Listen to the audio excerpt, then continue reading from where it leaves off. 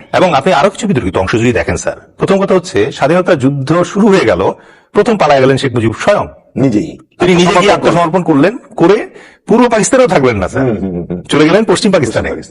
চাইছিলাম শাহরিয়ার এবং ব্যারিস্টার ফুয়াদদের মতো মানে এরকম বাজে বিষয় বাজে ভাষায় মানে এই ভদ্রলোকের কাউন্টার শুরু করব না, কারণ এদের দেখা মনে হতেছিল খুব স্মার্টলি কথা, মানে একদম চমৎকার। তো চিন্তা করছিলাম এইভাবেই কাউন্টার দিব।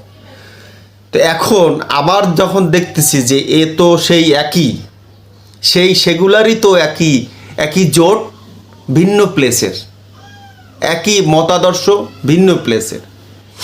শেখ মুজিবুর রহমান পালায়া গেছে, এটা নিয়ে বেশ কাউন্টার দিছি। বেটা সে জীবদ্দশায় শেখ মুজিবুরের পালানোর কোনো ইতিহাস নাই বেটা। 1975 সালে যখন তার উপরে হামলা হবে, চারদিকে তারপরে ষড়যন্ত্র হচ্ছে, যখন তখনকার সেনাপ্রধান ফোন করে তারে বলছে যে আপনি একটু সাবধানে চলে যান, সেই মুহূর্ত সে পালায় নেয় বেটা। যে মুহূর্তে তার বন্দুকের নল ধরছে তার বুকের ভিতরে, ঠিক আছে, সেই মুহূর্ত সে মনে করো যে ঘাবড়ায় নেয়, তার বজ্র কণ্ঠ দিয়ে বলছে এই তুই অমুকের পোলা না, তোর বাপ অমুক জেলা উপজেলায় আওয়ামী লীগ করে না। এটা হচ্ছে শেখ মুজিব বেটা।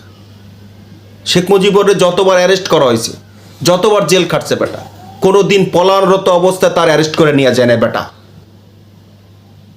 কোনো সময় নিজে হেঁটে গিয়ে বেটা পুলিশের গাড়িতে উঠছে বেটা, নিজের ঘরে নাস্তা খাইছে, আইসে নাস্তা শেষ করে তারপর বেটা বুক ফুলে বেটা জেলখানায় গেছে বেটা, পালায়া গেছে। এই পালানোর ডিপ্লোমেসি তোরা বুঝবে বেটা, কারণ তোর তো 71-এর বিরোধী ছিলি।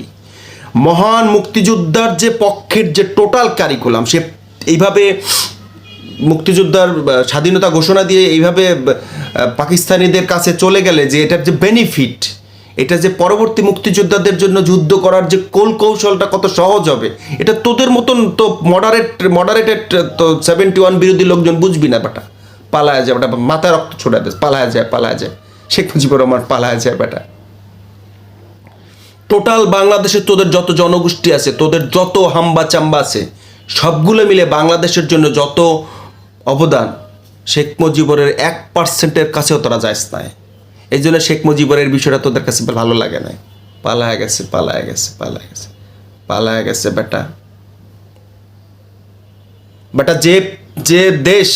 যে দেশের লোক শহীদ হয়েছে এদের স্বাধীন করতে, ভারত, সেই দেশের প্রধানমন্ত্রী দাওয়াত দিতে গিয়ে বলছে আপনি আমার দেশে মেহমান হয়ে যাওয়ার আগে আপনার সৈন্য আমাদের দেশ থেকে সরাইয়া দিবেন, নিয়ে যাবেন বেটা। এটা হলো শেখ মুজিব বেটা।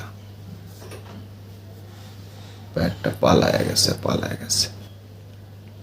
শেখ মুজিব পালায়া যদি যাইতো, শেখ মুজিব